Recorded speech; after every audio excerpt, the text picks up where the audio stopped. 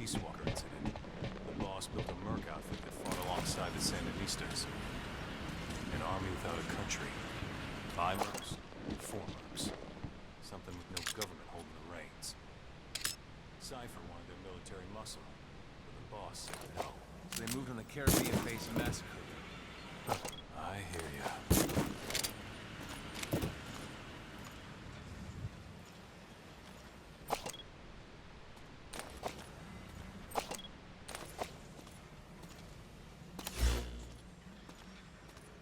Boss, if you need supplies, we're here for you.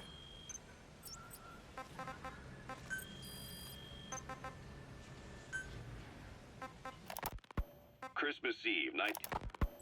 The Soviet troops on the ground want to go home, but at least they have homes to go back to. The Afghans have lost theirs. The Soviets destroy the kishlaks, villages, wherever they can. They burn down homes and fields, fill in wells, turn pastures into minefields. It's created a mass of refugees who fled to Pakistan. If the Mujahideen are fish swimming around the villages, the Soviets will go so far as to dry out their ocean. But this has had a big price. There's bitter resentment among the Afghans, and they're taking out their anger on the soldiers on the front lines. Among the Mujahideen are the Pashtun people. They're fiercely devoted to their code of Badal, or revenge.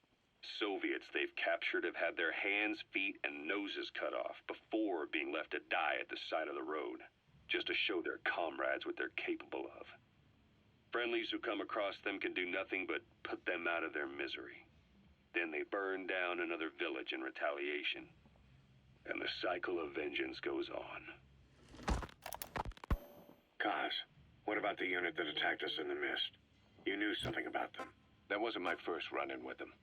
It happened right before I was captured by the Soviets. We were on the zero line that day, the Afghan side, on our way back from training the Mujahideen at a mountain camp in Kunar province. There's a lot of that work in Afghanistan. Most PFs shy away from it because it draws too much attention. But for us, that was the whole point.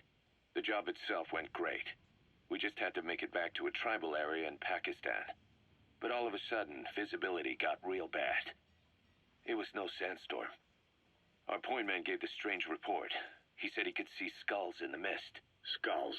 The next moment, he went silent. We scrambled into formation, right before his arms and legs came raining down on us.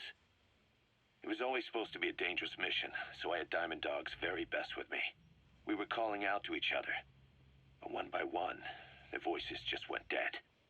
Whatever happened to me, I lost consciousness before I knew it. When I came to, I was in a Soviet camp, tied to an interrogation chair. Could they be some new Spetsnaz unit? No. The ones that interrogated me were just the average rank and file. Whatever group attacked us, the way they moved was just insane. And that mist, appearing out of nowhere. The Soviets don't have tech like that. If they did, Ocelot would have heard about it. I doubt the West does either. Otherwise, the folks at Langley would be sleeping a lot easier. Why'd they come after you? Wish I knew. I'm the only one who survived. Though I don't think they planned it that way. If I was their target, they wouldn't have just handed me over to the 40th Army. Whatever the case, we need to watch our step until we know who they really are. And boss, if you ever do run into them again, don't try to take them on. You just get the hell out of there. When I first started dealing with Zero, with Cypher, it was a somewhat parasitic relationship. Though a mutually beneficial one. Cypher had no army of their own, so they wanted us. They wanted our strength. They approached me as a potential business partner. But they had other motives. Cypher coaxed us into Central America, into that U.S.-Soviet proxy war, to fuel Mother Base's growth. Once we were big enough, they'd force us to join them. That was the plan. That's why they had Paz, still Zeke. Right. And if we refused, she would use Zeke to fire a nuke from Mother Base. The world would consider us a liability, and countries would unite to destroy us. We stopped the launch. And yet they still took us down. Through that fake inspection they orchestrated to cover up their sabotage. That power Cypher wanted. We don't have it anymore. So why are they still after you? Is it just the fear of leaving you alive? I don't know. Was Zero really... All I I know is the man I knew wouldn't want this. What do you mean? We have to consider that it might not be Zero we're dealing with. We know virtually nothing about Cypher anymore. How big they've gotten, what they want, or even who they really are. The new Mother Base started out as a test drilling rig operated by a mineral resources supplier, but their project fell through. The Seychelles government was happy to hand the place over to us. It was just scrap on stilts. So with a few dummy construction companies set up as fronts, we started renovating the half-finished rig. From the outside, it looked like the project was back on rails. Kaz, you... What? I see what you're doing. Recreating the Mother Base we had 9 years ago. Only this time. That's right. The Mother Base Cypher thought they destroyed will return from the grave to kill them. We'll prove to the world that we were the victors. And if we lose again? They can't fool us the same way twice. Now our enemies are in plain sight. And when our organization gets too big, we split it across companies. Any company that draws attention gets liquidated, and its capital is back-channeled into a new company. Most PFs are small-time operations anyway. And in this business, the minnows go bankrupt all the time. We've never aroused suspicion. Plus, we have Hewick. Hewick? Human Exploitation Company. It's a business specializing in intel gathering. Think of it as a civilian intelligence agency. Kaz, that's... Remember what they were trying to accomplish at the prison facility in Cuba? That gave me the idea. We dispatch moles into conflict zones around the world, and each sets up an intel network on site. Then they stay in place to give us stable points of contact when other nations intervene in the conflicts. Hewick's strength is that it has a cutout at each level. You get your job from one guy, then you hand it off to another. No one has direct access. It's a perfect black box. Hewick members also work their way into the superpowers intelligence agencies to make sure Diamond Dogs gets work. We have those countries by the balls. That's our deterrent when we need it. Networking. In the intelligence community? Sure, that's how we've grown this far. And when you go out on missions, intel from Hewick will be there to back you up. But despite all that, Cypher has its eyes on us. The only reason I'm not dead is that they needed to know where you were. Figured if you woke up, I'd go straight to you.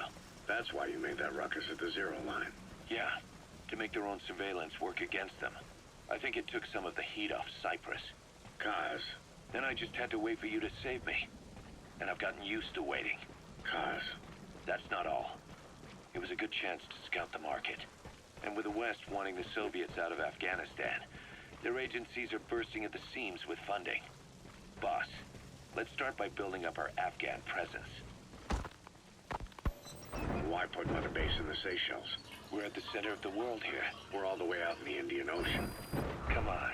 Lebanon, Sri Lanka, East Timor, and Africa. From here, our reach extends to conflict zones the world over, including Afghanistan, of course. So it's prime real estate for a mercenary. Exactly. Latin America isn't as close as I'd like, but we have Amanda and her people to help in that department. And besides, the Seychelles government owes us a favor. Owes us? The Seychelles has strong ties to the east, which the West wanted to shake up. It came to a head 3 years ago in an attempted coup. It was a force of South African mercenaries with U.S. backing behind the scenes. They were only platoon size, but South Africa is home to some heavy PFs. Too much for the Seychelles to handle. In the end, they accepted help from the Tanzanian army and quelled the coup. We set up the deal and handled on-site tactical instruction. That led to some training work for the Seychelles military. And when we put down a mutiny within their forces, well, we made a lot of people happy. They don't pay us. They just let us have a piece of their offshore territory on the promise we'll come running if something else happens. So we're bodyguards, too. It's a good setup. We can only take Mother Base so far here. We'll have to find somewhere else when this place starts getting big. Aren't you being a little hasty? Nothing hasty about it. You're back with us now. So, Kaz, the ship that took us from Cyprus, it used to be a whaler. Yeah, a Japanese vessel. How was the voyage?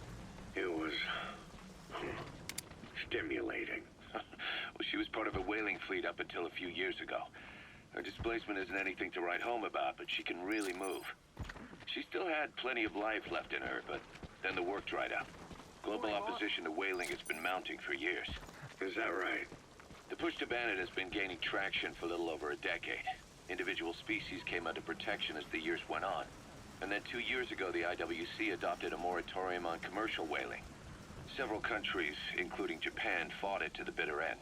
But eventually, most whaling companies had no choice but to throw in the towel. You ever tried whale snake? Can't say that I have. When I was a kid in Japan, practically everybody ate it. That good, huh? The country was poor in those days, and whale was cheap. International opinions changed since then. In any case, that's why we were able to get a bargain price on the ship.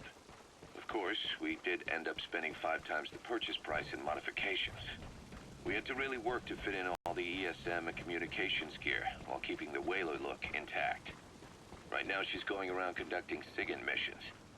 In the future, we plan to use her as a communications relay base between you and Mother Base, and also as a chopper resupply vessel. Diamond Dogs. The word diamond originally comes from the Greek adamas. It means indomitable, unyielding. Other words for the stones often mean eternal bond, fortitude, or purity. The same is true of the Star of Bethlehem flowers you laid on the boss's grave. They represent innocence, as well as chastity, yielding to no man while maintaining one's virtue. In other words, staying loyal to something.